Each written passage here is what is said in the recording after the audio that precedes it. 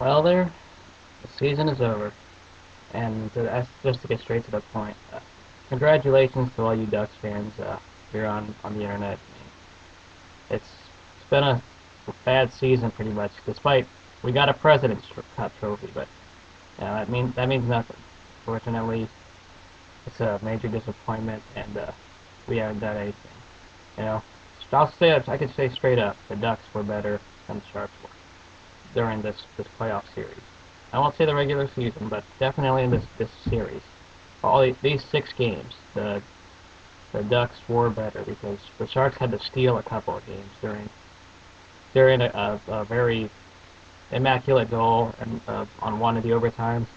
And the other game was they say that there was a bad call on the foul. So the Ducks dominated us. You know, I have to say that they were better. I was watching Game 6, and I was watching with a big. Obviously, I'm here in the heart of Sharks territory, but there's here at college there are a few Ducks fans who are from Southern Cal, and there was about 2 Ducks fans in the room in a room full of 20.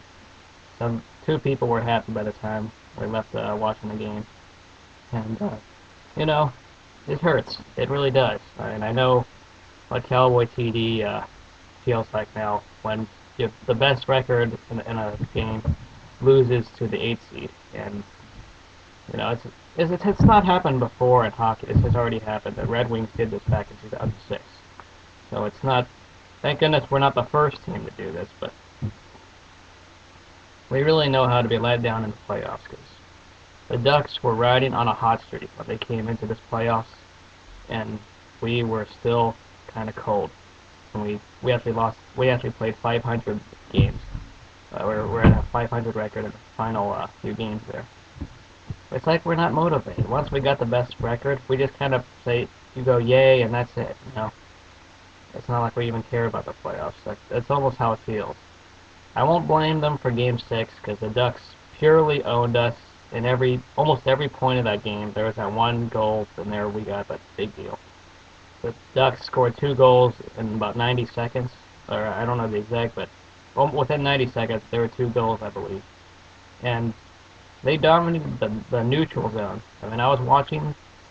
The Sharks could not advance the puck and did not take very many shots on goal because the Ducks, you guys perfectly pressed us, and the neutral zone was so covered, and I give you a lot of credit for that. Hiller, amazing goalie, and he just owned us, flat out straight. Now I'm going to be making some Laker videos coming up. Unless the Raiders do something big, or the A's, I'm going to make some Raider videos. Congratulations to the A's, by the way, for beating the Rays 2 out of 3 over the weekend. We'll see what happens. Now, let me just hold on for a moment.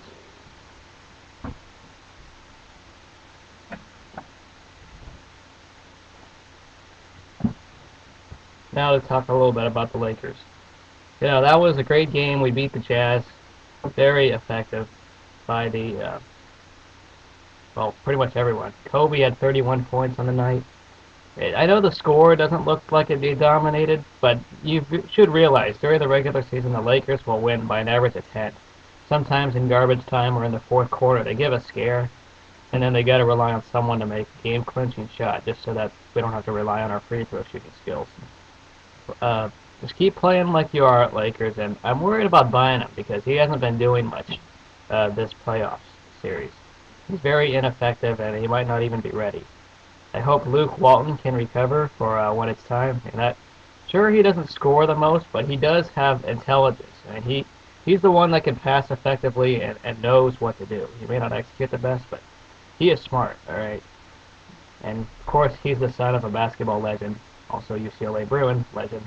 So let's just hope the Lakers, whether we play Portland or we play Houston, we got to beat either of them. We're not supposed to be scared of either team. In preference, I'd rather play Houston because I think we could actually use our backcourt and defeat the Rockets. And plus, we have not played well in the Rose Garden with the Blazers. So that's my preference, but in reality, it doesn't even matter. We're supposed to be able to beat both teams, supposedly. So, go Lakers, and there's always next year for the Sharks. Very disappointing to the Sharks, but the Ducks were on a hot streak, and that's what happens when you get hot at the end of the season. It carried into the playoffs. Congratulations, all Ducks fans, and we'll see you next year. Go Lakers here in the short term.